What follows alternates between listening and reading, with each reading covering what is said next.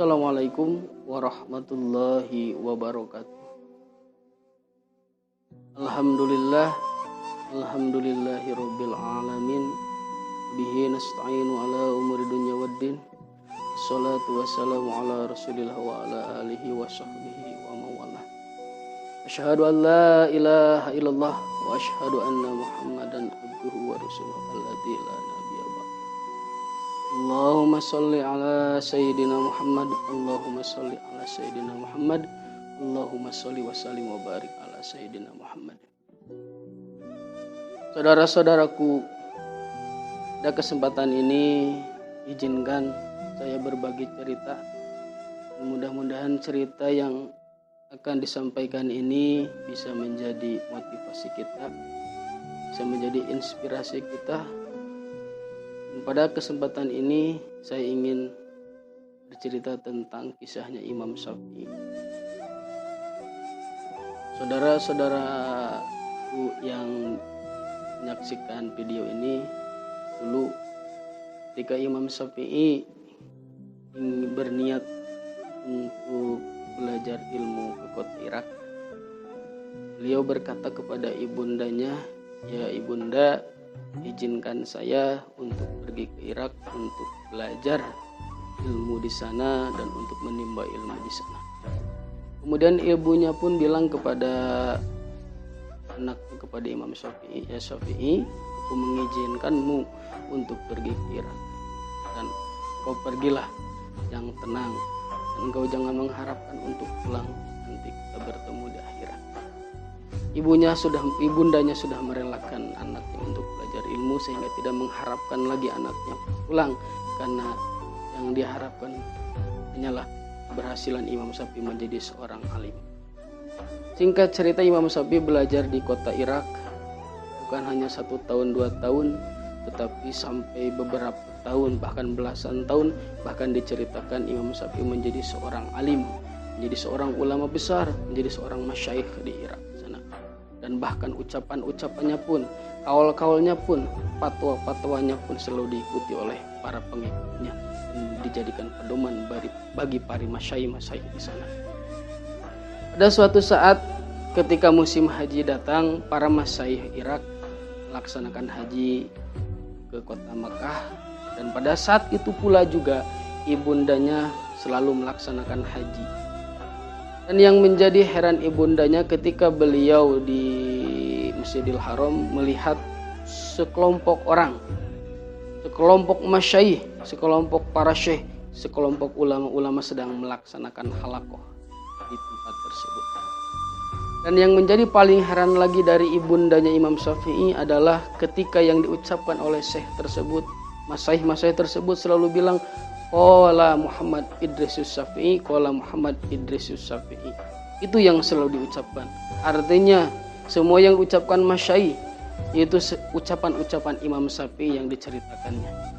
Kemudian ibundanya Imam Syafi'i menghampiri kelompok tersebut, masyayikh tersebut, dan bilang kepada syekh tersebut, "Ya syekh, siapakah itu Idrisus Syafi'i?"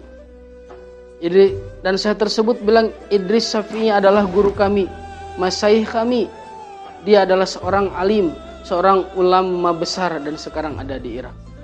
Ibundanya kaget, itu adalah seperti anakku, dan bilang kepada syekh tersebut, "Ya syekh, ketahuilah bahwa Idris Syafi'i adalah putra. Dia adalah anakku yang aku relakan untuk belajar ilmu."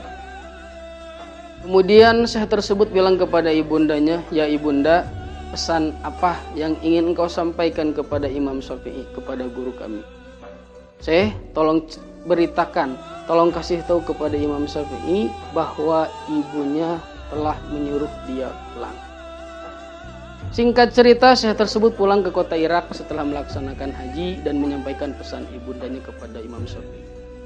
"Ya Imam, ya syekh, ketahuilah, aku pada saat melaksanakan haji bertemu dengan ibundamu, dan ibundamu menitipkan pesan kepadaku bahwa engkau sudah diizinkan untuk pulang ke Mekah."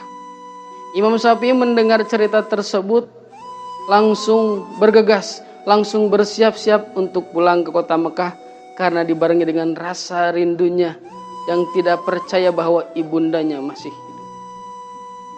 Singkat cerita, Imam Syafi'i pergi ke kota Mekah untuk menemui ibundanya.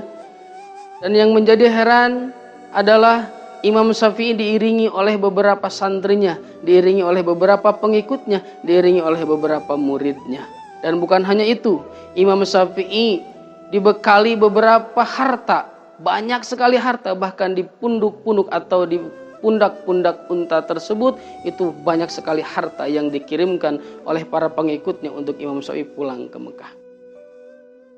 Sampailah Imam Syafi'i di kota Mekah, dan sebelum masuk ke kota Mekah beliau berhenti di gerbang kota Mekah dan menyuruh kepada muridnya untuk masuk duluan dan menemui ibundanya.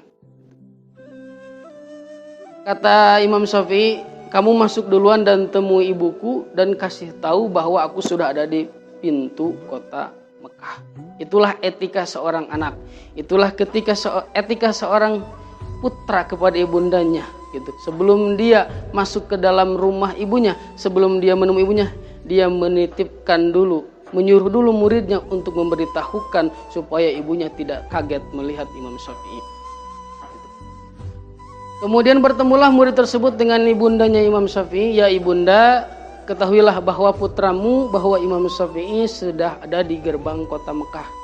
Dia ingin menemuimu, apakah engkau mengizinkannya dia untuk menemuimu? Kemudian ibunya bertanya kepada murid tersebut, apa yang dibawa Syafi'i? Apa yang dibawa putraku ke sini?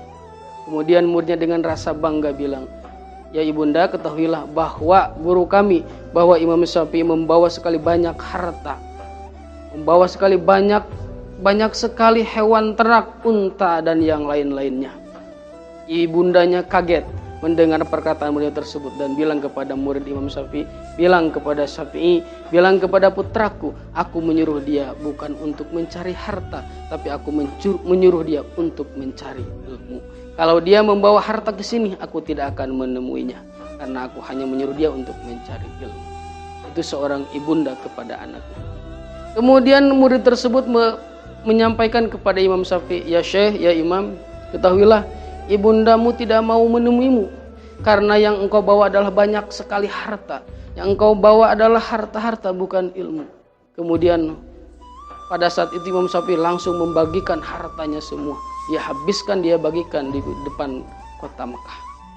Setelah hartanya habis, yang tersisa hanyalah kitab-kitab atau buku-buku ilmu yang dia pelajari, yang dia sempat tulis ketika dia belajar ilmu. Kemudian muridnya menemui ibundanya lagi, ya ibunda, ketahuilah bahwa putramu sudah tidak punya harta lagi.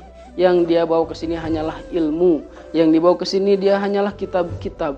Maka ibundanya pun mengizinkan Imam Syafi'i untuk masuk ke kota Mekah dan menemui ibunya. Luar biasa cerita tersebut, seorang ibunda yang merelakan anaknya untuk belajar ilmu, sehingga tidak ada harapan lagi untuk bertemu di dunia. Dia sampai berkata, kita bertemu di akhirat. Itu saking yakinnya terhadap Allah, itu saking yakinnya terhadap kekuasaan Allah, bahwa barang siapa yang menitipkan anaknya kepada Allah, yang menitipkan anaknya kepada Allah untuk belajar ilmu, Allah akan lindungi, Allah akan jaga.